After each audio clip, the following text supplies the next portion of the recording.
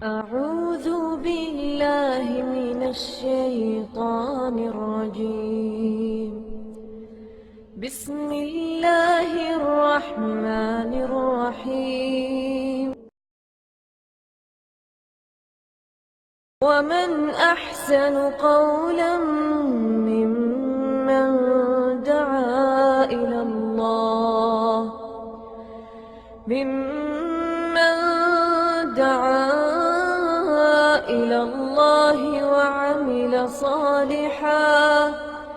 وعمل صالحا وقال إنني من المسلمين.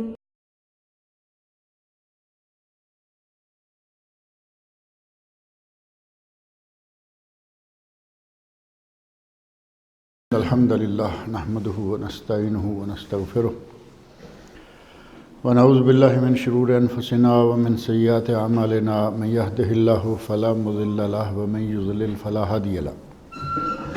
وأشهد أن لا إله إلا الله وحده لا شريك له وأشهد أن محمدا عبده ورسوله.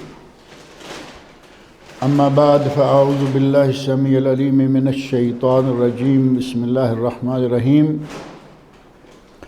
ثم أرسلنا رسلنا تترى كلما جاء أمة رسولها كذبوه فأتبعنا بعضهم بعضا وجعلناهم أحاديث بعدا لقوم لا يؤمنون. ثم أرسلنا موسى وأخاه هارون بآياتنا وسلطان مبين إلى فرعون وملئه فاستكبروا وكانوا قوما عالين. فقالوا أنؤمن لبشرين مثلنا وقومهما لنا عابدون فكذبوهما فكانوا من المهلكين. گزشتہ درس میں حضرت نوح علیہ السلام کا تذکرہ اور ان کی قوم کے غرق کیے جانے اور اسی طرح بعد میں اور قوموں کو دنیا میں اللہ کے بسانے اور پھر ان کو بھی ایک ایک کر کے تباہ و برباد کرنے کا ذکر آیا. اور اللہ نے فرمایا کہ ہم نے کوئی وقت بھی ایسا خالی نہیں چھوڑا کہ جب کوئی نبی نہیں تھا. ہر قوم اور ہر امت کے لیے اللہ نے انبیاء کو بھیجا تاکہ ان کی ہدایت اور رہنمائی کا کام کریں. نوح علیہ السلام کے بعد حضرت ہود علیہ السلام کی قوم عاد، حضرت صالح علیہ السلام کی قوم سمود اور حضرت شعیب علیہ السلام کی قومیں یہ اللہ رب العزت نے دنیا میں آباد کیں. اور جب انہوں نے بھی اللہ کے احکام کی نافرمانی کی تو اللہ نے انہیں بھی عذابوں میں مبتلا کیا اور دنیا سے ان کا نام و نشان مٹا دیا. حضرت شعیب علیہ السلام کی قوم کے بارے میں قرآن کریم میں الفاظ ہیں کأن لم یغنوا فیہا. اللہ نے ان کو اس طرح بے نشان کر دیا کہ جیسے دنیا میں وہ کبھی آئے ہی نہیں تھے، یعنی ان کا دنیا میں جیسے کبھی گزر ہی نہیں ہوا. اس طرح اللہ رب العزت نے ان کی نسل کو تباہ و برباد کر دیا. ان کے بعد پھر اللہ رب العزت نے اور قوم دنیا میں آباد کیں. فرمایا ثم ارسلنا رسلنا تترا، پھر ہم نوح علیہ السلام کے بعد ہود علیہ السلام، صالح علیہ السلام اور شعیب علیہ السلام کے بعد ہم پے در پے رسول بھیجتے رہے. تترا کا معنی پے در پے، ایک کے بعد دوسرا، ایک کے بعد دوسرا. کلما جاء امتا رسولها کذبوہ، جب بھی کسی امت کی طرف رسول آیا تو اس نے اس کی تکذیب کی، انکار کر دیا. یہ سلسلہ اللہ رب العزت کے ارشاد کی روح سے ہر نبی کے ساتھ رہا کہ ہر نبی جب اللہ رب العزت نے اسے ڈیوٹی دی، ذمہ داری لگائی، منصب عطا کیا کہ تم نے اپنی قوم کو اللہ کی طرف، کتاب اللہ کی طرف دعوت دینی ہے، تو قومیں جو ہیں وہ بجائے دعوت کو قبول کرنے کے تکذیب کرتی رہیں. نبیوں کی تکذیب کی، نبیوں پر نازل ہونے والی کتابوں اور صحائف کی تکذیب کی، قبول نہیں کیا. اسی بات کو اللہ رب العزت بیان کرتے ہوئے فرما رہے ہیں کلما جاء امتا رسولہا، کہ جب بھی کسی امت کی طرف رسول آیا کذبوہ، تو ان لوگوں نے رسول کو جھٹلا دیا. اب یہاں یہ کہنا کہ ون ٹو آل سارے کے سارے لوگوں نے جٹلا دیا، ایسا نہیں ہے، اکثریت نے، جمہور نے، یعنی زیادہ تر لوگ جو تھے ان میں سے وہ جٹلانے والے رہے۔ ابھی حضرت نوح علیہ السلام نے 950 سال واز کیا، 950 سال دین کی خدمت کی، اور 950 سال کے دوران کتنے لوگ مسلمان ہوئے؟ 80 لوگ صرف۔ اب 80 لوگوں کو ان پوری قوم یا امت کے سامنے کیا حیثیت دی جا سکتی؟ تھوڑے سے۔ لیکن یہ بھی نہیں کہا جا سکتا کہ کوئی بھی مسلمان نہ ہوا۔ 80 ہوئے، ایک مسلمان تو ویسے ہی بعض لوگوں کے بارے میں، حضرت ابراہیم علیہ السلام کے بارے میں اللہ نے فرمایا کہ وہ اکیلے پوری امت تھے۔ ابراہیم کانا ابراہیم امہ، ابراہیم اکیلے ہی امت تھے۔ یعنی کبھی کبھی ایسا ہوتا ہے کہ ایک آدمی ہی امت کے برابر ہوتا ہے۔ وہ 80 تھے، مرد، عورتیں، اور باقی ساری کی ساری قوم جو ہے وہ ٹھکرانے والی، تکذیب کرنے والی، انکار کرنے والی تھی، جس میں نوح علیہ السلام کی بیوی، نوح علیہ السلام کا بیٹا اور کئی دوسرے رشتہ دار تھے۔ اللہ رب العزت فرماتے ہیں کہ جب بھی ہم نے کسی امت کی طرف رسول کو بھیجا تو اس امت نے، اس قوم نے اپنے رسول کو ٹھکرا دیا، جٹلا دیا۔ فَأَتْبَعْنَا بَعْضَهُمْ بَعْضًا، ہم نے بعض کو بعض کے پیچھے لگا دیا، ایک کو غرق کیا، دوسرے کو آباد کیا، اس نے نافرمانی کی، اسے برباد کیا، دوسرے لائے۔ اللہ رب العزت نے یہ سلسلہ مسلسل رکھا کہ جو لوگ دنیا میں آتے، اللہ رب العزت ان کی ہدایت و رہنمائی کے لیے انتظام کرتا، کتابیں نازل کرتا، رسول بھیجتا، اور قوموں کی اکثریت، غالب، بلکہ کہیں کہ قوموں میں سے جمہور، اکثریت جمہور جو ہیں وہ نافرمان رہے۔ اور اللہ رب العزت نے جب کسی قوم کا خاتمہ کیا، کسی قوم کو تہس نہس کیا، تو اس کی جگہ پھر دوسری قوم کو آباد کیا۔ فَأَتْبَعْنَا بَعْضَهُمْ بَعْضًا، ایک کے پیچھے دوسرے کو، یعنی ایک امت تباہ ہوئی، دوسری آ گئی، اس نے انکار کیا، اسے تباہ کیا، تیسری آ گئی۔ یہ سلسلہ مسلسل جو ہے وہ چلتا رہا۔ وَجَعَلْنَاهُمْ أَحَادِيثًا، اللہ رب العزت کہہ رہے ہیں کہ ہم نے جن امتوں کو تباہ کیا ان کو افسانے بنا دیا۔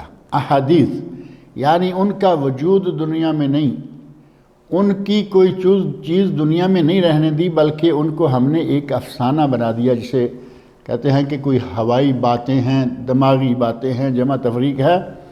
ان کا ذکر صرف بچ گیا، اور ذکر بھی اسی طرح بچ گیا کہ ان کے تکذیب کے قصے، ان کے اپنے نبیوں کو، اپنے نبیوں کی امتوں کو، ان کے ماننے والوں کو اذیتیں پہنچانے کے قصے، اس طرح کے قصے رہ گئے، احادیث اور افسانے رہ گئے، ان کا کوئی اپنا وجود جو ہے وہ باقی نہ بچا۔ فَبُعْدًا لِقَوْمٍ لَا يُؤْمِنُونَ، جو قوم ایمان نہیں لاتی اس قوم کے لیے دوری ہے۔ یعنی جو لوگ اپنے نبی پر ایمان نہ لائیں، جو نبی پر کتاب نازل کی گئی ہے اس کتاب پر ایمان نہ لائیں، اس قوم کے لیے دوری ہے۔ یعنی وہ قوم جو ہے وہ بعید ہے، حقیقت سے بعید ہو گئی اور حق سے دور ہو گئی۔ اللہ نے فرمایا فَبُعْدًا لِقَوْمٍ لَا يُؤْمِنُونَ، جو قوم ایمان نہیں لاتی اس قوم کے لیے دوری ہے۔ ثُمَّ أَرْسَلْنَا مُوسَىٰ وَأَخَاهُ ہارون، پھر ہم نے موسیٰ کو اور ان کے بھائی ہارون کو رسول بنایا، بِآیَاتِنَا وَسُلْطَانٍ مُبِینٍ، اپنی آیات دے کر اور واضح روشن دلیل اور حجت دے کر انہیں بھیجا۔ رات کے درس میں بھی یہ بات ذکر کر رہا تھا کہ اللہ رب العزت نے حضرت موسیٰ علیہ السلام کو نبی بنایا اور کہا کہ فرعون کو جا کے دعوت دو۔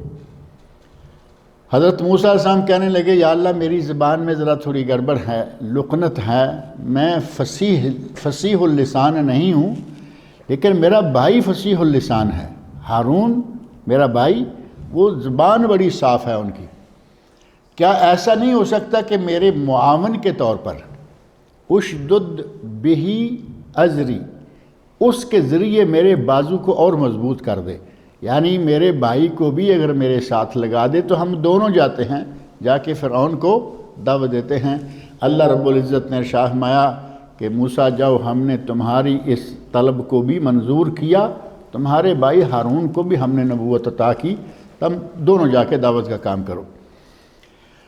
نبی صلی اللہ علیہ وسلم فرماتے ہیں کہ دنیا میں کسی بھائی نے اپنے بھائی کے لیے اتنا نہیں کیا جتنا کہ موسیٰ علیہ السلام نے اپنے بھائی کے لیے۔ یعنی نبوت کا منصب جو نہ خریدے سے ملتا ہے، نہ دولت سے حاصل ہوتا ہے، نہ کسی کو سیاسی ووٹ لے کر حاصل ہوتا ہے، نہ کسی ڈگری کے ذریعے حاصل ہوتا ہے، وہ صرف اللہ رب العزت کی طرف سے دین ہے، خاص اللہ کا ہدیہ ہے، اللہ کی طرف سے تحفہ ہے، جس کو چاہے وہ دے دے، منصب ہے۔ موسیٰ علیہ السلام نے اپنے بھائی کے لیے وہ منصب مانگ لیا، اللہ رب العزت نے دے دیا۔ فرمایا ثم ارسلنا موسیٰ و اخاہ ہارون بآیاتنا و سلطان مبین، پھر ہم نے موسیٰ کو اور انہی کے بھائی ہارون کو علیہ السلام، ان دونوں کو اپنی نشانیاں دے کر اور سلطان مبین واضح دلیل دے کر، یعنی ان کی نبوت کی دلیلیں اور آیات رات میں نے ذکر کیا تھا درس میں کہ 9 آیات کا ذکر اکٹھے ایک جگہ آتا ہے کہ ہم نے موسیٰ علیہ السلام کو 9 نشانیاں دی، ان میں سے موٹی نشانی ہے عصائے موسیٰ علیہ السلام کا ڈنڈا، جس میں بہت سارے فائدے ان کے لیے موجود ہیں۔ پھر ید بیضا، ہاتھ جیب سے نکالیں تو وہ چمکتا ہوا، یہ بہت مشہور و معروف 2 نشانیاں تھیں۔ پھر اللہ رب العزت نے ان کی قوم کو سمجھانے کے لیے موسیٰ علیہ السلام کے انکار پر جب دیکھا کہ قوم مسلسل انکار پہ چلی آ رہی ہے، کبھی ان کے برتنوں میں خون ہے، کبھی ان کے برتنوں میں مینڈک ہیں، کبھی وہ اپنے طور پر اپنے جسم میں جوئیں محسوس کرتے ہیں، ایک مرتبہ یہ عذاب دیا کہ جوؤں سے ان کے جسم بھر گئے، کبھی طوفان بھیجا، کبھی ان کے پھلوں میں کمی کی، ان کے پھلوں میں کیڑے پڑ گئے اور پھل جو ہے ایک موسم کا پھل پورے کا پورا ضائع ہو گیا۔ اور قوم ایسی ہے کہ کہتی ہے موسیٰ اپنے رب سے درخواست کرو، دعا کرو، اگر ہم اس بات کو، ہمارے سامنے یہ بات آ گئی کہ یہ جو عذاب ہمیں آیا ہوا ہے، خون کا عذاب ہے، مینڈکوں کا ہے، ٹڈی کا عذاب آ گیا، اگر یہ عذاب ہم سے ٹل جائے تو ہم ایمان لے آئیں گے۔ موسیٰ علیہ السلام اللہ سے دعا مانگتے، عذاب ٹل جاتا اور وہ پھر وہیں کے وہیں۔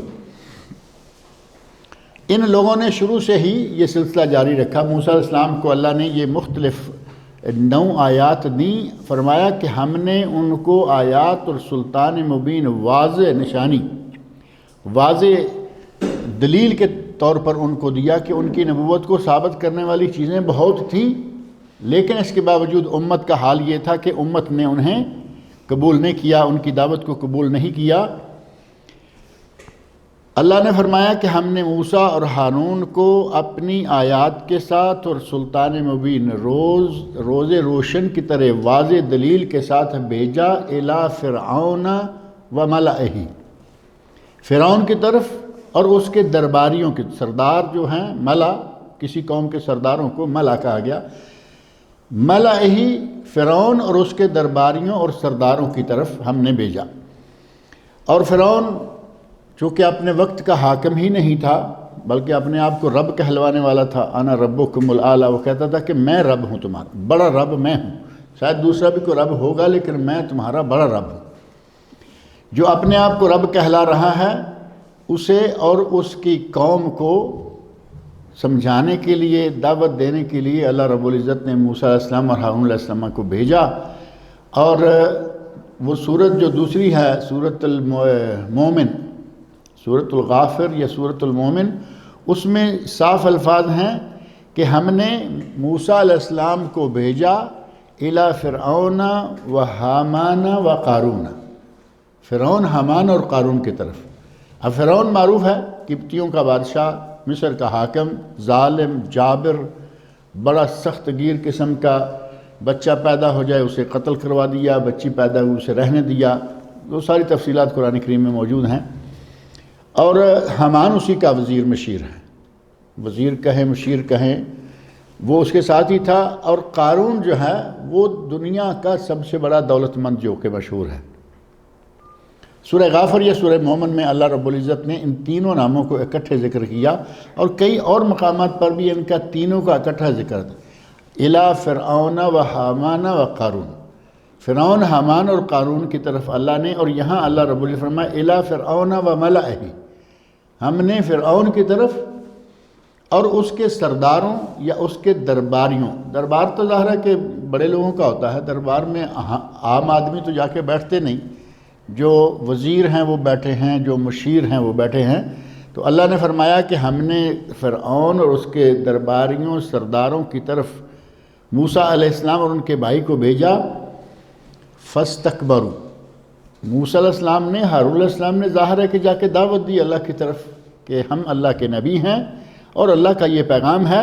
فاستکبروا، تو فرعون نے اور فرعون کے سرداروں نے، اس کے حاشیہ برداروں نے، حاشیہ نشینوں نے، اور اس کے جتنے بھی درباری تھے، ان لوگوں نے تکبر کا راستہ اختیار کیا، استکبار، یعنی کہا کہ کہاں ہم اور کہاں تم، اور تم ہمیں دعوت دو گے، ہم تمہاری مانیں گے۔ اس کا معنی یہ ہوا کہ ہماری تو حکومت ختم ہو گئی۔ انہوں نے تکبر کی راہ اختیار کی، وَكَانُوا قَوْمًا عَالِينَ، اور وہ بڑے سرکش، عالین کا معنی اونچے، اپنے دماغ میں اپنے آپ کو ساری دنیا سے اونچا سمجھنے والے متکبر لوگ تھے۔ فرمایا کہ انہوں نے تکبر کا راستہ اختیار کیا، اور وہ یقیناً سرکش لوگ اور متکبر تھے۔ فقالوا، تو انہوں نے کیا کہا؟ موسیٰ علیہ السلام کی دعوت کا جواب کیا دیتے ہیں؟ کہتے ہیں انؤمن لبشرین مثلنا، ہم ان دو ہماری طرح کے انسانوں کی بات مان لیں، ان پر ہی مان لیں۔ اب ظاہر ہے کہ موسیٰ علیہ السلام انہی کے اندر پیدا ہوئے، پلے بڑے، جوان ہوئے، بلکہ موسیٰ علیہ السلام تو فرعون کے گھر میں پلے بڑے، ان کی تربیت، ان کی پرورش فرعون کے گھر میں ہوتی رہی، دربار شاہی میں ہوتی رہی۔ اور جو ہارون ہیں وہ بھی انہی کے زمانے میں موجود ہیں۔ کہتے ہیں کہ کیا ہم ان دو انسانوں کو، جو کہ ہماری ہی طرح کے انسان ہیں، ان کو اپنا بڑا مان لیں، ان پر ایمان لائیں؟ یہ انہوں نے اپنے لیے ایک آر سمجھی، اور سبب کیا بتایا؟ بشرین لمثلنا، کہ یہ دونوں تو ہماری طرح کے بشر ہیں، انسان ہیں۔ اور یہ بات معروف ہے، شروع سے لے کے قومیں مانتی آ رہی ہیں ساری کہ یہ بشر ہے۔ قرآن کریم میں جا بجا مختلف قوموں کے تذکرے کے ساتھ یہ بات آئی کہ یہ نبی بشر ہے، ہم اس کو نبی نہیں مانتے، ہماری طرح کا بشر۔ موسیٰ اور ہارون کے بارے میں کہا لبشرین، یہ دو آدمی ہماری طرح کے انسان ہیں، بشر ہیں۔ قرآن کریم کے ایک مقام پر اللہ رب العزت فرمایا کہ کیا یہ ہمارے لیے ہدایت کا راستہ یا ہدایت کا پیغام لے کے آئے ہیں جو کہ ہماری طرف بشر ہیں؟ ابشر یہدوننا، کیا یہ بشر ہمیں ہدایت دیں گے؟ یعنی ہماری رہنمائی کے لیے بشر ہی رہ گئے ہیں۔ اور مکہ والوں نے نبی صلی اللہ علیہ وسلم کی نبوت کا انکار کیوں کیا؟ کہا کہ ہماری طرح کا بشر ہے، ہمارے درمیان میں ہوا، درمیان میں پلا بڑا۔ حضرت عیسیٰ علیہ السلام کے بارے میں کہا گیا، انبیاء کے بارے میں یہ کہا گیا، حتیٰ کہ یہاں تک کہا گیا یا کلو، یہ کھاتا ہے جیسے کہ ہم کھاتے ہیں، اور یہ پیتا ہے جیسے کہ ہم پیتے ہیں۔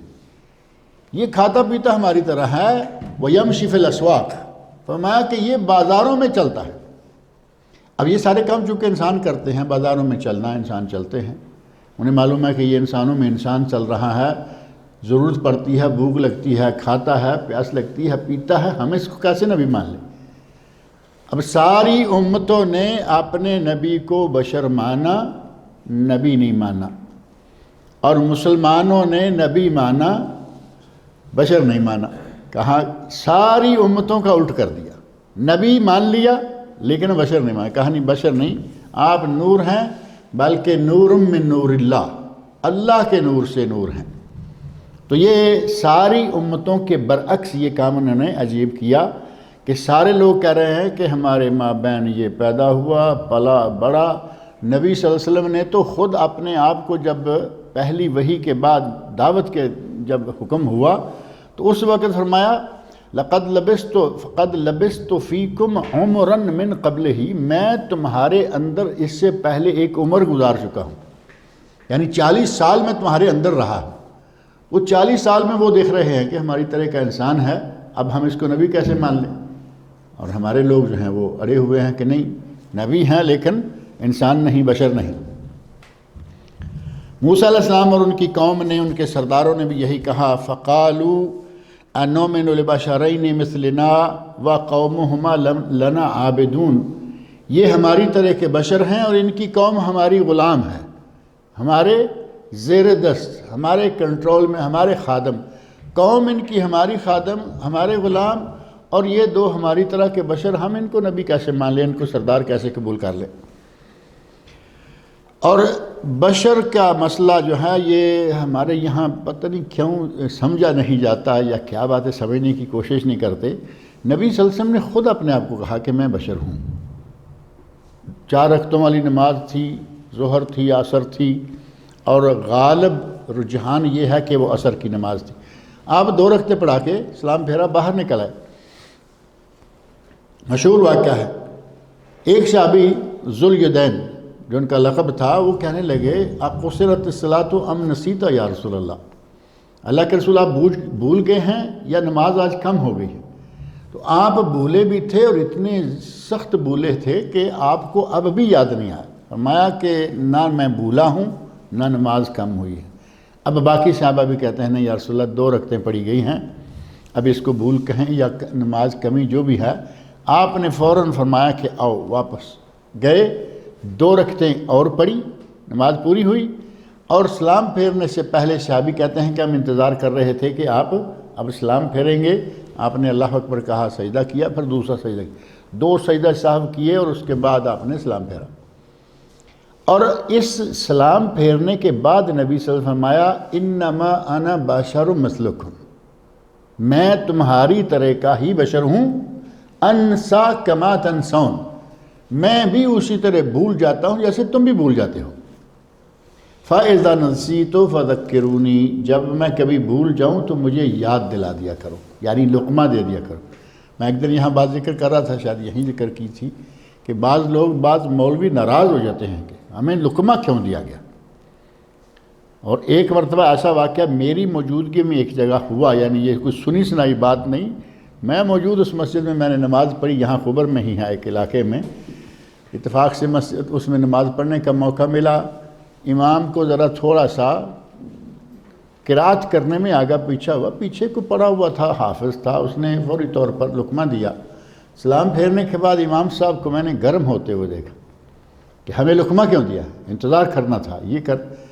اللہ کے نبی فرما رہے ہیں کہ مجھے لقمہ دو، انسا کما تنسون فاذا نسیت فذکرونی، جب میں بھول جاؤں تو مجھے یاد دلاؤ۔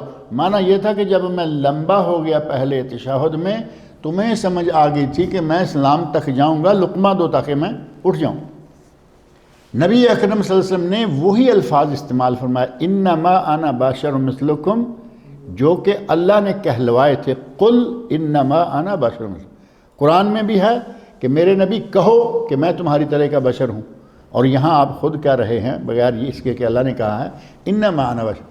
لیکن ہمارے یہاں اس مسئلے کو سمجھنے کی پتہ نہیں کیا کیا رکاوٹیں آ رہی ہیں۔ آج تک لوگ زور شور سے اپنے اسی نظریے پر اڑے ہوئے ہیں کہ نہیں جی نبی نور ہیں، نبی بشر نہیں ہیں۔ اللہ رب العزت فرماتے ہیں فَكَذَّبُوهُمَا فَكَانُوا مِنَ الْمُهْلَكِينَ، ان سرداروں نے اور فرعون نے، ان سب نے مل کر، ان سب نے اکٹھے، یا ان سب نے کسی بھی حال میں، فَكَذَّبُوهُمَا، ان دونوں کی تکذیب کی، موسیٰ علیہ السلام اور ہارون علیہ السلام دونوں کو جھٹلا دیا، ان کی نبوت کو قبول نہیں کیا۔ فَكَانُوا مِنَ الْمُهْلَكِينَ، اور وہ ہلاک ہونے والوں میں سے ہو گئے، ہلاک ہونے والوں میں سے ہو گئے۔ اور اللہ نے واقعی پھر ہلاک کیا۔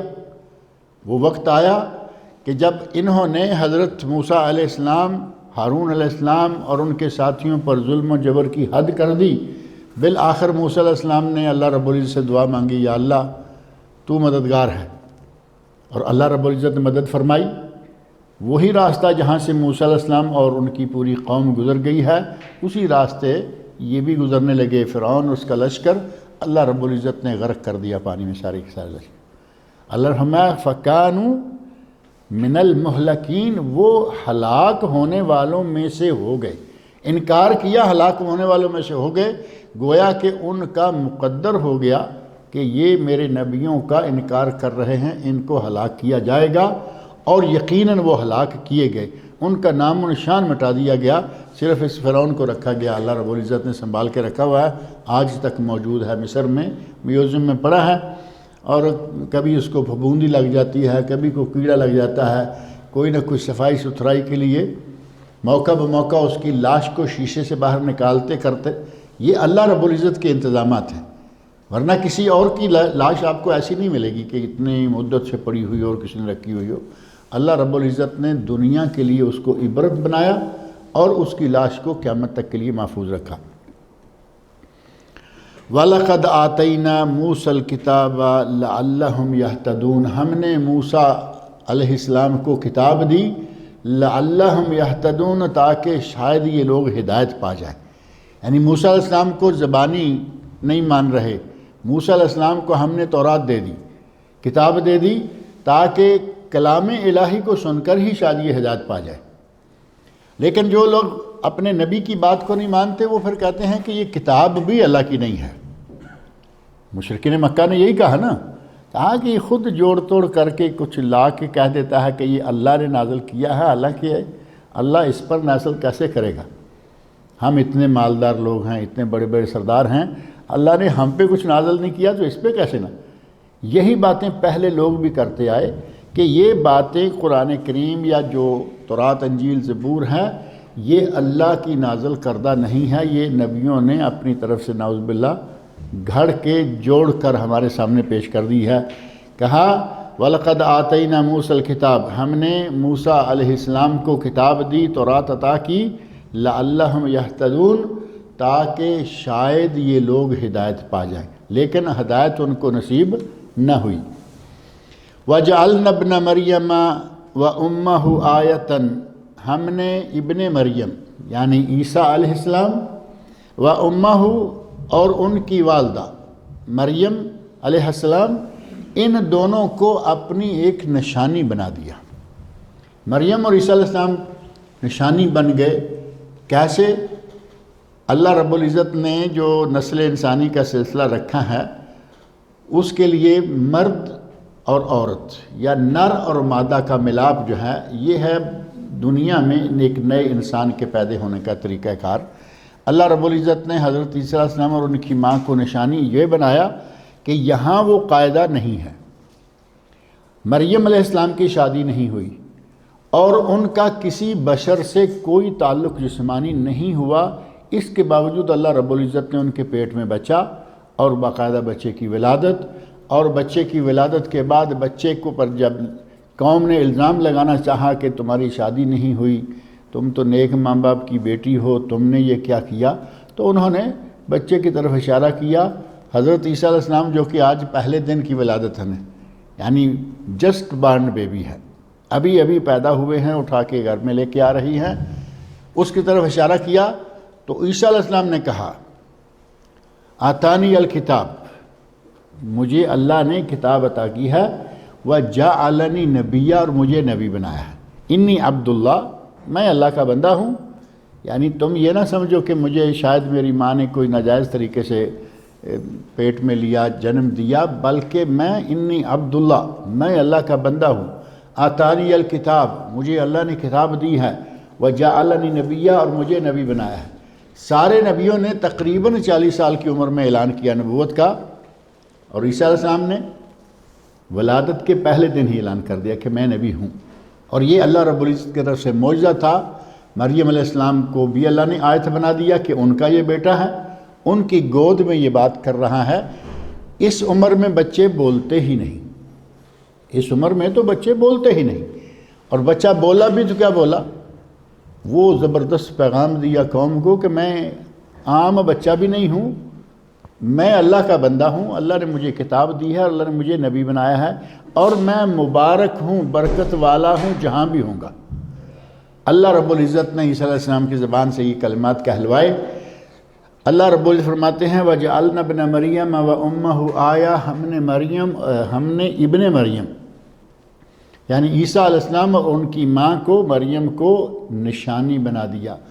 وَآوَيْنَاهُمَا إِلَى رَبْوَةٍ ذَاتِ قرار ومعین، اور ہم نے ان کو جگہ دی اِلَى ربوہ، ایک اونچی جگہ، سرسبز و شاداب جگہ اور زرخیز جگہ پر، ذات قرار، جو قرار اور سکون والی تھی، جگہ پرسکون اور پرقرار تھی، ومعین، ذات معین، وہاں پانی کا چشمہ بھی تھا، چشمے کا باقاعدہ پانی کا بھی انتظام تھا۔ حضرت مریم علیہ السلام جس وقت ولادت کا وقت آیا، قوم سے شرمندہ ہونے لگیں کہ میری شادی نہیں ہوئی، میں بچے کو جنم دوں گی، اپنے گھر سے نکل کر ایک ایسی جگہ پہنچ گئیں جس کا یہ اللہ رب العزت نے تعارف کروایا ہے کہ ہم نے ان کو ایسی جگہ پہنچایا یا ایسی جگہ ہم نے ٹھکانہ مہیا کیا کہ جو تھوڑی بلند جگہ تھی، یعنی عام جگہ سے اونچی، ربوہ کا معنی تھوڑی سی بلند جگہ ہوتا ہے، عام جگہ نہیں بلکہ تھوڑی اونچائی والی۔ اور اسی کا ترجمہ ربوہ کا کئی صحابہ اور کئی تابعین اور مفسرین سے الگ الگ کلمات میں بھی ہے۔ ربوہ بلند جگہ، اونچی جگہ، اور ربوہ سرسبز و شاداب جگہ، اور ربوہ کا معنی زرخیز جگہ، یعنی یہ سارے تقریباً قریب معنی ہیں، لیکن ان میں سے صحیح تر اور معروف معنی یہ ہے کہ وہ جگہ عام جگہ سے تھوڑی بالا بلند تھی، ذات قرار، جس میں قرار۔ اللہ رب العزت جس کو کسی جگہ حفاظت کے ساتھ رکھنا چاہے اس جگہ کو پرسکون اور پرقرار بنا دیتا ہے۔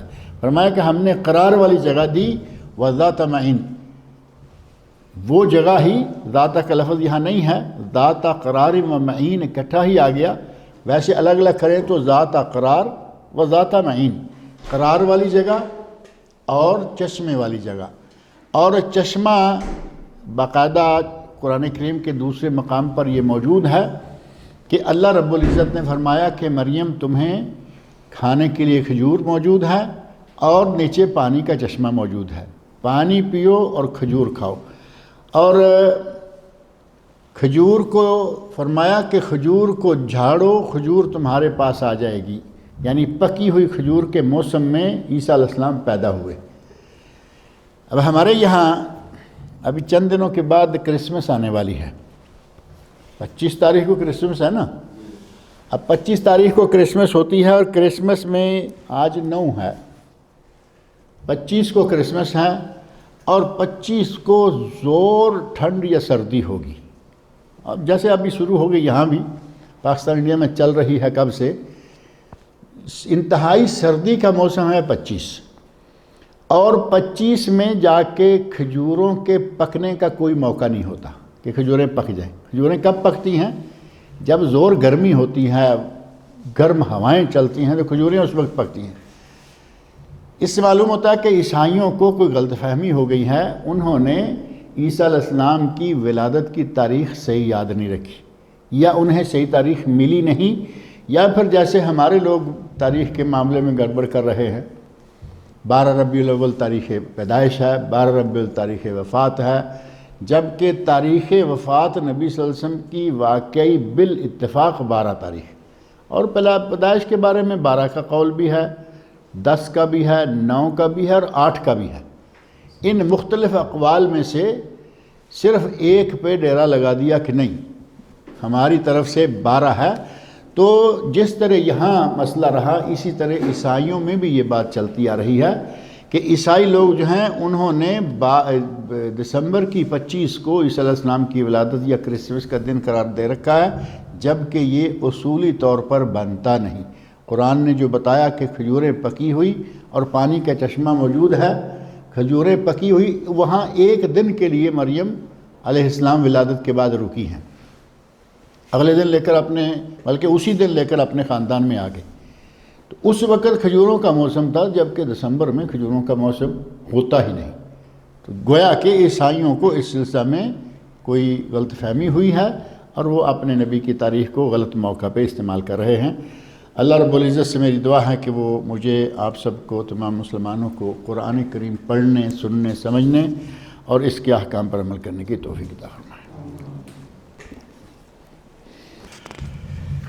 بسم اللہ والصلاة والسلام علی رسول اللہ وعلی آلہ وصحبہ اجمعین۔ ومن تبعهم بإحسان إلى يوم الدين أما بعد بسم الله الرحمن الرحيم من توضأ يوم الجمعة فبها ونعمت ومن اغتسل فالغسل أفضل۔ پچھلے درس میں یہ بات چل رہی تھی کہ غسل کرنا کب کب ضروری ہے، کہاں فرض ہے، کہاں واجب ہے، کہاں سنت ہے۔ تو اس سلسلہ میں ایک تو یہ کہ جب آدمی مسلمان ہو تو اسے غسل کرنا چاہیے، دوسرا جنابت پر غسل کرنا چاہیے، میاں بیوی کا آپس میں ملاپ ہو وہ غسل کریں، اور جمعہ کے دن غسل ہے۔ اگر کوئی سنگی لگواتا ہے جو کپنگ ہے جس میں خون نکالتے ہیں تو اس کے بعد غسل کر لے تو افضل ہے، لیکن اگر نہ کرے تو واجب نہیں ہے۔ ایسے ہی اگر کوئی کسی میت کو نہلاتا ہے، میت کو نہلانے پر بھی غسل کر لے تو افضل ہے، نہ کرے تو واجب نہیں ہے، ضروری نہیں ہے۔ اور حیض اور نفاس کے ختم ہونے پر غسل کرنا واجب ہے، کیونکہ اس کے بعد اگر وہ غسل نہ کرے خاتون تو پاک نہیں ہوگی۔ اور حضرت ابو سعید خدری رضی اللہ عنہ کے حدیث میں ہے غسل یوم الجمعۃ واجب علی کل محتلم، جمعہ کے دن کا غسل ہر بالغ شخص پر واجب ہے۔ جمہور علماء امت نے یہ کہا ہے کہ یہاں واجب کا لفظ ضروری کے لیے تاکید کے لیے ہے، لیکن جو واجب ہے نا فرض کے معنوں میں وہ نہیں۔ اگر کوئی غسل کر لیتا ہے تو بہت اچھا ہے، لیکن اگر نہیں کرتا صرف وضو کر لیتا ہے تو اس کے لیے کافی ہے۔ اور اس بات کی دلیل یہ حدیث ہے جو کہ میں نے ابھی آغاز میں پڑھی ہے، نبی اکرم صلی اللہ علیہ وسلم ارشاد ہیں من توضأ یوم الجمعۃ فبہا ونعمت، جو آدمی جمعہ کے دن غسل کرے، من توضأ جو آدمی جمعہ کے دن وضو کرے اچھا ہے، کافی ہے، وہ بہت ہے۔ ومن اغتسل فالغسل افضل، اور اگر کوئی غسل کرتا ہے تو غسل کرنا افضل ہے، یعنی جمعہ کے دن غسل کرنا۔ اور آج کے دور کو اگر آپ چھوڑ دیں، آج کے دور میں پانی کی بھی فراوانی ہے، ہر اعتبار سے صفائی ستھرائی خوشبوئیں بہت ہیں۔ جس زمانے میں نبی اکرم صلی اللہ علیہ وسلم تھے اس زمانے میں پانی کی قلت، کپڑے کی قلت، صابن شیمپو ان کا وجود نہیں تھا، کسی رنگ کا کوئی بوٹیاں اور کچھ نہ کچھ سلسلے تھے جن سے صفائی ستھرائی ہوا کرتی تھی۔ اس دور میں تو ظاہر ہے کہ جمعے کے دن کم از کم 8 دن میں ایک مرتبہ غسل کر کے اپنے جسمانی پسینہ اور یہ وہ کو دور کر لینا وہ ضروری تھا یقیناً، اور صحابہ کرام غسل کیا کرتے تھے۔ آج کے دور میں تو لوگ روز غسل کرنے والے موجود ہیں، پانی کا کوئی مسئلہ نہیں، دوسرے دن غسل کرنے والے، چوتھے والے۔ اب تو میرا خیال ہے کوئی لوگ ایسے کم ہی ہوں گے جو سال میں ایک مرتبہ عید کو ہی غسل کر دیں، کیونکہ اب تو زمانہ نکل گیا نا ایسے لوگوں کا۔ لیکن جمہور اہل علم کا قول یہ ہے کہ جمعہ کے دن غسل کرنا سنت ہے، اور اگر کر لے غسل کر لے تو افضل ہے، لیکن سنت ہے۔ واجب کے لفظ کو انہوں نے کہا کہ واجب بمعنی مؤکد، یعنی تاکید ہے اس کی، اور اس کی تائید جو ہے اس حدیث سے ہے۔ اور بعض اہل علم نے کہا کہ جس حدیث میں کہا گیا غسل یوم الجمعۃ واجب علی کل محتلم، یہ صحیح بخاری، مسلم، ابو داؤد، ترمذی، نسائی، ابن ماجہ اور مسند امام احمد، حدیث کی 7 کتابوں میں تو یقیناً یہ حدیث ہے۔ اس کے علاوہ کتنی کتابوں میں ہے وہ الگ ہے۔ بخاری مسلم جس میں آ گئی، معنی یہ ہوا کہ صحیح ترین حدیث ہے۔ جہاں یہ آیا کہ وضو کرے تو کافی ہے، غسل کرے تو افضل ہے، یہ حدیث درجے کے اعتبار سے اس سے کم ہے، کیونکہ اسے 5 نے، ابو داؤد، ترمذی، نسائی، ابن ماجہ اور مسند احمد، یہ 5 حدیث کی کتابوں میں آئی ہے۔ کچھ اور میں بھی آئی ہوگی لیکن یہ بخاری مسلم میں نہیں ہے۔ تو اس کا معنی یہ ہوا کہ صحت کے اعتبار سے اس کا لیول پہلی سے کم ہے، اور اسی کو بنیاد بنا کر بعض علماء نے کہا کہ اسی کو لینا جس میں غسل کرنے کا ذکر ہے کہ غسل کرنا چاہیے، واجب ہے، اس کو لینا ہی زیادہ قرین احتیاط ہے۔ احتیاط اس میں ہے کہ بخاری مسلم والے الفاظ لے لو، اور ان کو آپ فتوے کی حد تک رکھتے ہیں تو رکھیں کہ سنت ہے، مستحب ہے، لیکن تقوی یہ ہے کہ آدمی ہر جمعے کو غسل کرے۔ فتویٰ ٹھیک ہے کہ فتوے کے طور پر یہ ہے کہ جی ہم واجب نہیں کہہ سکتے بلکہ تاکیدی حکم ہے، لیکن تقویٰ یہی کہتا ہے کہ آدمی ہر جمعہ کو غسل کرے، کیونکہ جمعہ 8 دن میں ایک مرتبہ مسجد میں، عام ہمارے محلے کی مسجد میں اگر 100 200 300 500 آدمی ہوتے ہیں تو جمعے کے دن مسجد میں کتنے لوگ ہوتے ہیں؟ 1000 1500 2000، یعنی لوگوں کا جمع غفیر ہوتا ہے۔ اگر ہر آدمی اسی طرح اپنی مرضی سے آئے، پسینہ بہہ رہا ہو، کام کرتے ہوئے آ جائے، ہر آدمی اسی طرح آ جائے تو آپ دیکھیں آدھا گھنٹہ مسجد میں بیٹھنا مشکل ہو جائے۔ لہٰذا افضل تقویٰ اسی میں ہے کہ آدمی غسل کر کے آئے تاکہ پسینے وغیرہ سے پاک ہو۔ بلکہ نبی صلی اللہ علیہ وسلم کی سنت یہ ہے کہ عیدین کے موقع پر، جمعہ کے موقع پر آپ اچھا لباس پہن کے آتے اور خوشبو لگاتے۔ اچھا لباس پہنا ہوا ہو، آدمی نہایا ہوا ہو، خوشبو لگائی ہوئی ہو، یہاں گھنٹوں بھی آپ بیٹھیں گے تو آپ کو کسی طرح کی سمیل نہیں آئے گی۔ لہٰذا ان دونوں حدیثوں کو ان کے اصل مفہوم پہ رکھتے ہوئے یہ کہا جا سکتا ہے کہ فتویٰ غسل کے مستحب یا سنت ہونے کا، لیکن تقویٰ کا مطالبہ یہ ہے کہ آدمی جمعہ کو غسل کر لے۔ وعن علی رضی اللہ تعالی عنہ قال کان النبی صلی اللہ علیہ وسلم یقرئنا القرآن ما لم یکن جنبا۔ حضرت علی رضی اللہ عنہ فرماتے ہیں کہ نبی صلی اللہ علیہ وسلم ہمیں قرآن کریم پڑھایا کرتے تھے ہر حال میں، الا یہ کہ آپ جنابت کی حالت میں ہوتے، یعنی اگر آپ جنابت کی حالت میں ہوتے، آپ پر جنابت کی وجہ سے غسل فرض ہوتا تو اس وقت آپ ہمیں قرآن نہ پڑھاتے، باقی ہر حال میں آپ قرآن پڑھا دیا کرتے تھے۔ یہ مسند امام احمد میں اور باقی 5 حدیث کی کتابوں میں موجود ہے، اور یہ ترمذی کے الفاظ ہیں جن کو امام ترمذی نے حسن درجہ کی حدیث قرار دیا ہے، اور یہی صحیح ابن حبان میں بھی ہے، اور ابن حبان نے اس کو صحیح قرار دیا۔ یعنی مسئلہ یہ ہے کہ قرآن کریم کو ہر حال میں پڑھا جا سکتا ہے، الا یہ کہ کوئی جنابت کی حالت میں ہو۔ ظاہر ہے کہ جنابت کی حالت میں غسل کرے، جنابت دور ہوگی، قرآن کریم پڑھے، اس حالت کو چھوڑ کر باقی حالات میں۔ اسی طرح کی بعض احادیث اور بعض روایات کا مجموعی مفاد یہ لیا گیا کہ اگر کوئی بلا وضو قرآن کریم کی تلاوت کرتا ہے تو یہ جائز ہے، لیکن افضل یہ ہے کہ وہ باوضو ہو کر کرے، یعنی جائز کی حد تک ہے، افضل یہ ہے کہ وہ باوضو ہو کر کرے۔ اس موضوع پر کافی طویل بحث اور دلائل جو ہیں وہ موجود ہیں، لہذا کوشش یہ کریں کہ باوضو قرآن کریم پڑھیں اور خاص طور پر پکڑیں، اور اگر وضو نہیں ہے قرآن کریم کی تلاوت کی جا سکتی ہے، لیکن پھر بہتر یہ ہے کہ آدمی زبانی تلاوت کرے، یا مثلاً بعض حالات میں عورت کو قرآن کریم پڑھنا پڑتا ہے جب کہ وہ حیض کے ایام میں ہوتی ہے، سکول ہے، ٹیچر ہے، شاگرد ہے، امتحان ہے، یا کوئی بھی شکل ہے، ایسی شکل میں علماء کا کہنا ہے کہ وہ قرآن کریم پڑھ لے، لیکن اپنا ہاتھ ڈائریکٹ قرآن کریم کو نہ لگائے، بلکہ ہاتھوں میں دستانہ استعمال کرے، گلوز، یا جیسے کوئی بھی کپڑا ہے اس کپڑے کے ذریعے کاغذ کو پلٹے، ہاتھ ڈائریکٹ نہ لگنے پائے ضرورت کے موقع پر۔ اور پھر خاص طور پر اس لیے بھی کہ حیض جو ہے وہ 5-7 دن کا کام ہے، نفاس ہے 20-30-40 دن کا کام ہے، تو اس دوران میں اگر عورت قرآن کریم پڑھتی ہے تو وہ یہ انداز اختیار کرے کہ ڈائریکٹ قرآن کریم کو ٹچ نہ کرے، بلکہ گلو کے ذریعے یا کسی کپڑے کے ذریعے یا کسی ساتھ میں بیٹھے بچے کے ذریعے جو ورقہ ہے وہ پلٹا لے۔ عن ابی سعید الخدری رضی اللہ تعالی عنہ قال قال رسول اللہ صلی اللہ علیہ وسلم اذا اتا احدکم اہلہ ثم اراد ان یعود فلیتوضا بینہما وضوءا۔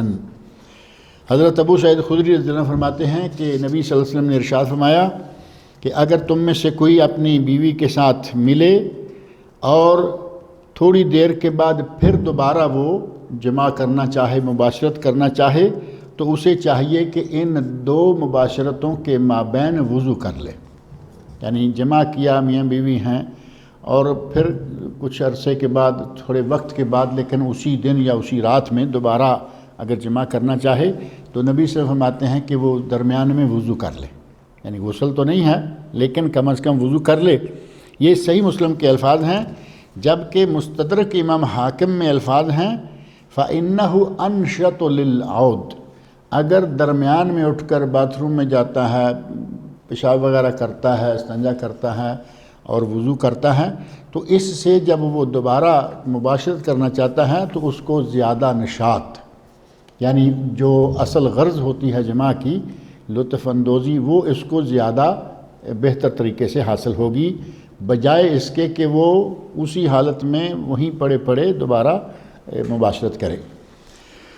اور سنن اربع میں ام المومنین حضرت عائشہ رضی اللہ عنہا سے مروی ہے، کہتی ہیں کان رسول اللہ صلی اللہ علیہ وسلم ینام وہو جنب من غیر ان یمس ماء، نبی صلی اللہ علیہ وسلم جماع کرنے کے بعد سو جاتے بغیر اس کے کہ آپ پانی کو چھوتے، یعنی نہ کلی، نہ وضو، نہ غسل، کوئی چیز بھی نہیں، آپ سو جاتے۔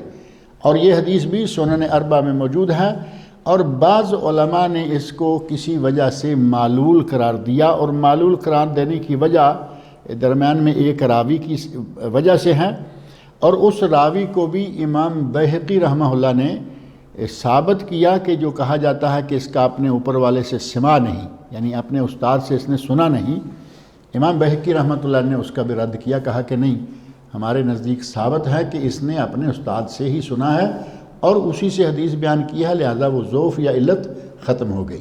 لہذا اگر کوئی آدمی اس پہ عمل کرتا ہے تو انشاءاللہ وہ کوئی باعث گناہ نہیں ہوگا کہ آدمی مباشرت کرے اور سو جائے، فجر کے لیے اٹھے، غسل کرے اور نماز پڑھے۔ اور نبی اکرم صلی اللہ علیہ وسلم کا صحیح مسلم کے ایک حدیث سے عمل یہ بھی ثابت ہوتا ہے کہ اگر آپ مباشرت کرتے اور بعد میں کوئی چیز کھانے پینے کو جی چاہتا، ظاہر کہ میاں بیوی ہیں، کچھ کھانے کو جی چاہا، تو آپ اٹھتے، ہاتھ منہ دھوتے، اور باتھ روم سے جیسے سمجھیں کہ آپ باتھ روم سے ہو کے آتے، ہاتھ منہ دھوتے، وضو کر لیتے اور کچھ نہ کچھ کھا پی لیتے۔ تو یہ اس شکل میں ہے کہ جب کچھ کھانے پینے کا ارادہ ہو، اور اگر کھانے پینے کا ارادہ نہیں، سونا ہے، تو بغیر پانی کو چھوئے آپ سو جاتے اور فجر کے لیے غسل کرتے، جو بھی اس کے لیے مناسب وقت ہوتا۔ ام المومنین حضرت عائشہ صدیقہ رضی اللہ عنہا بیان فرماتی ہیں کان رسول اللہ صلی اللہ علیہ وسلم اذا اغتسل من الجنابۃ یبدأ فیغسل یدیہ، غسل جنابت کا طریقہ یہاں ذکر کرنے لگی ہیں ام المومنین عائشہ رضی اللہ عنہا، فرماتی ہیں کہ نبی صلی اللہ علیہ وسلم جب جنابت کا غسل کرنے لگتے، یبدأ فیغسل یدیہ، سب سے پہلے آپ اپنے دونوں ہاتھ دھوتے ہیں، یعنی برتن سے پانی نکال کر، بڑا برتن پانی والا ہے اس کے اندر ہاتھ ڈال کے دونوں نہیں، کسی برتن سے اس سے پانی باہر نکالیں اور پہلے دونوں ہاتھ دھوئیں۔ جب یہ دونوں ہاتھ دھو لیے، اب آپ دائیں ہاتھ سے اس برتن سے پانی باہر نکال کے استعمال کر سکتے ہیں۔ جب آپ ایسا کرتے تو پہلے اپنے دونوں ہاتھ دھوتے، ثم یفرغ بیمینہ علی شمالہ، پھر آپ دائیں ہاتھ سے پانی لے کر اپنے بائیں ہاتھ پر ڈالتے، ثم یتوضأ فیغسل فرجہ، اور آپ شرمگاہ کو دھوتے، یعنی جیسے استنجا کیا جاتا ہے، پہلے دونوں ہاتھ دھوتے باہر نکال کر پانی، پھر دائیں ہاتھ سے پانی لے کر بائیں پہ ڈال کے استنجا کرتے۔ فَيَبْدَأُ فَيَغْسِلُ يَدَيْهِ ثُمَّ يُفْرِغُ بِيَمِينِهِ إِلَى شِمَالِهِ فَيَغْسِلُ فَرْجَهُ ثُمَّ يَتَوَضَّأُ ثُمَّ يَأْخُذُ الْمَاءَ فَيُدْخِلُ أَصَابَعَهُ فِي أُصُولِ الشَّعْرِ، جب آپ استنجا سے فارغ ہو جاتے تو اس کے بعد آپ پورا وضو کرتے، جیسے نماز کے لیے وضو کیا جاتا ہے، پورا وضو کیا جائے، اور پھر آپ پانی لے کر بالوں کی جڑوں میں اچھی طرح ملتے، پانی لیا اچھی طرح بالوں کی جڑوں تک پہنچ جائے۔ نبی صلی اللہ علیہ وسلم کے چونکہ زلفیں تھیں، بڑے بال تھے، اور زلفوں والے آدمی کے بال ظاہرہ کہ بڑے ہوتے ہیں، وہ آدمی کہے کہ میں نے ایسے پانی ڈالا ہے اور چلا گیا ہوگا، اچھی طرح بالوں کی جڑوں کو تر کرتے۔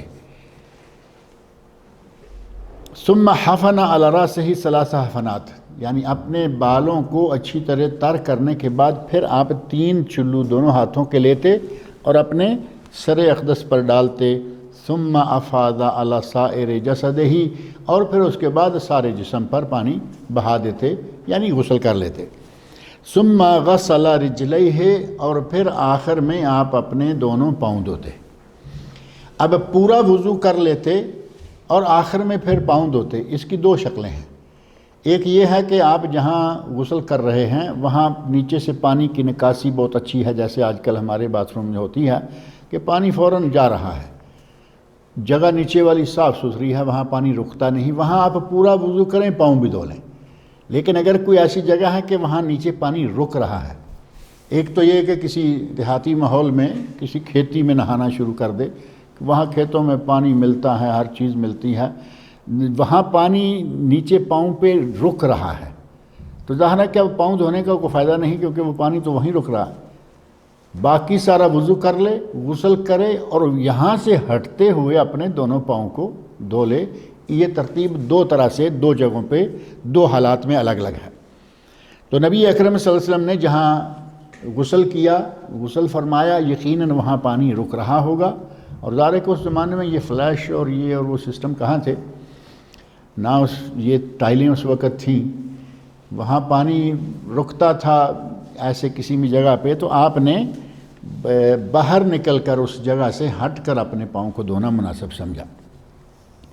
یہ صحیح بخاری مسلم میں طریقہ موجود ہے اور یہ صحیح مسلم کے الفاظ ہیں، جبکہ صحیح بخاری اور مسلم میں ہی ام المومنین حضرت میمونہ رضی اللہ عنہا بیان فرماتی ہیں۔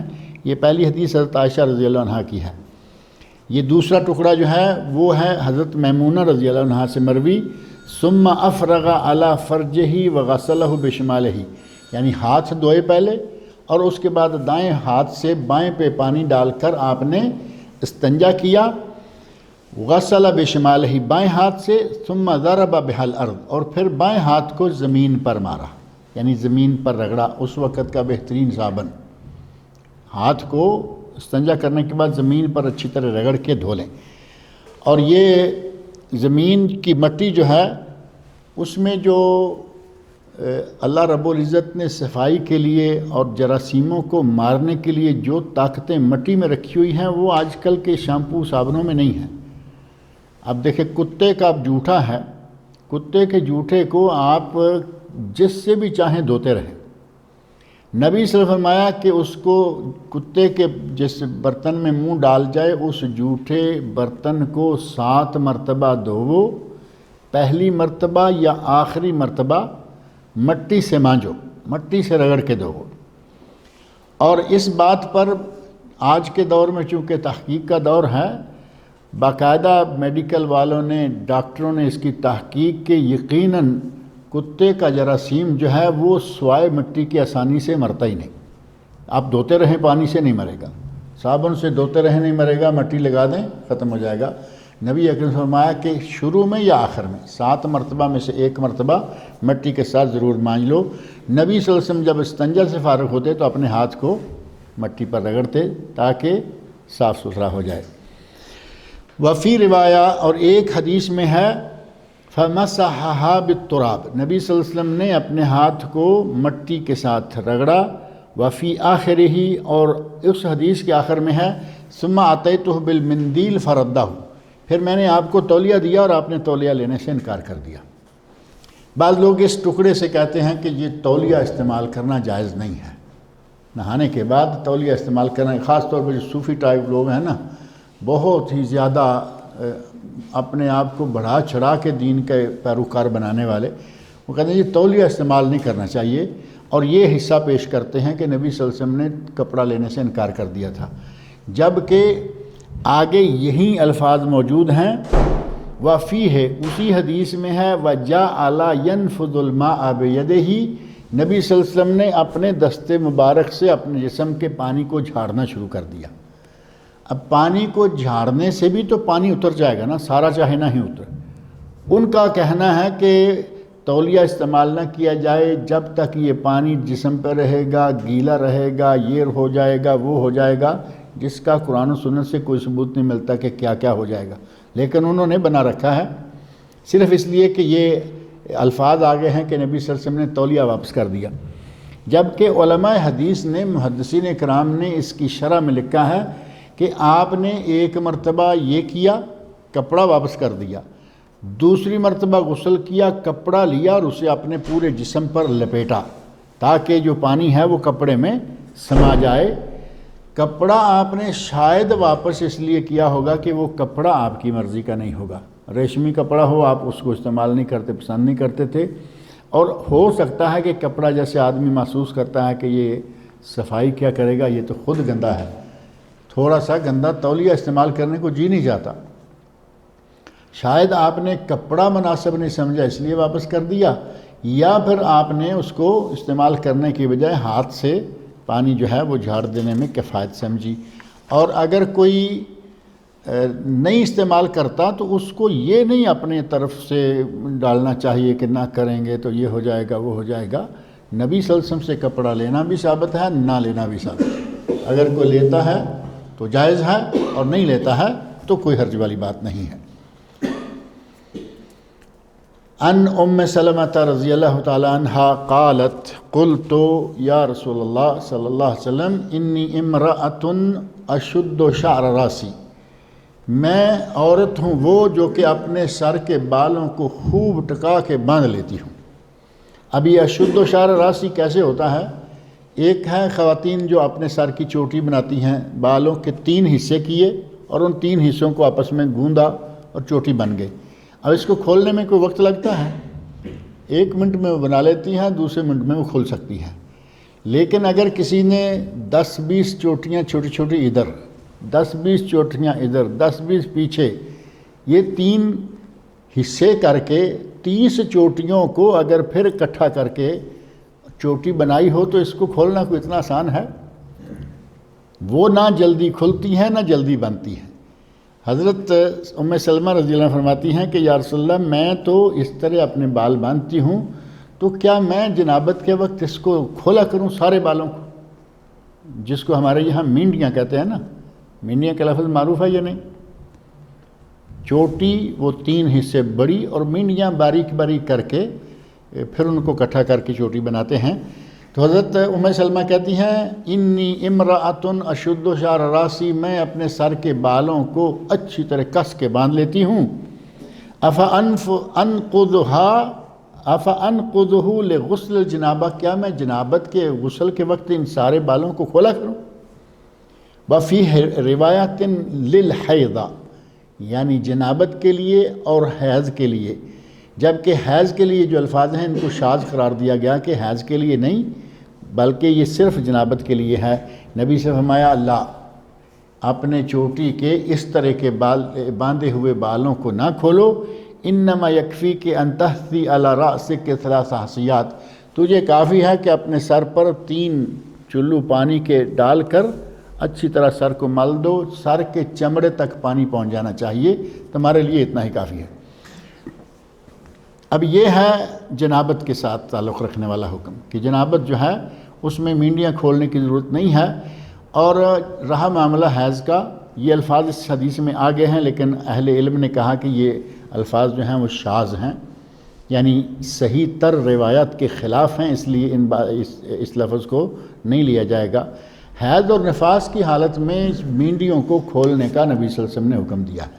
اب ظاہر ہے کہ نفاس ہوگا جب بچہ پیدا ہو، بچہ کے پیدا ہونے کے بعد، بچہ سال میں 2 سال میں 3 سال میں 1 مرتبہ پیدا ہوتا ہے، اس وقت بالوں کو مینڈیوں کو کھول کر اچھی طرح سر کو دھونا ضروری ہے۔ اور حیض کا مسئلہ ہے تو وہ بھی مہینے میں 1 مرتبہ ہے تو وہ بھی کھولا جائے۔ اب جو جنابت کا مسئلہ ہے وہ نہ سال کا نہ مہینے کا، تو ظاہر ہے کہ روزمرہ کا ایک سلسلہ ہے۔ نبی صلی اللہ علیہ وسلم نے آسانی فرما دی کہ جنابت کے لیے نہ کھولو لیکن حیض و نفاس کے لیے کھول کے بالوں کو دھو لو۔ اللہ رب العزت ہمیں نبی اکرم صلی اللہ علیہ وسلم کے ارشادات پڑھنے، سننے، سمجھنے اور ان پر عمل کرنے کی توفیق عطا فرمائے۔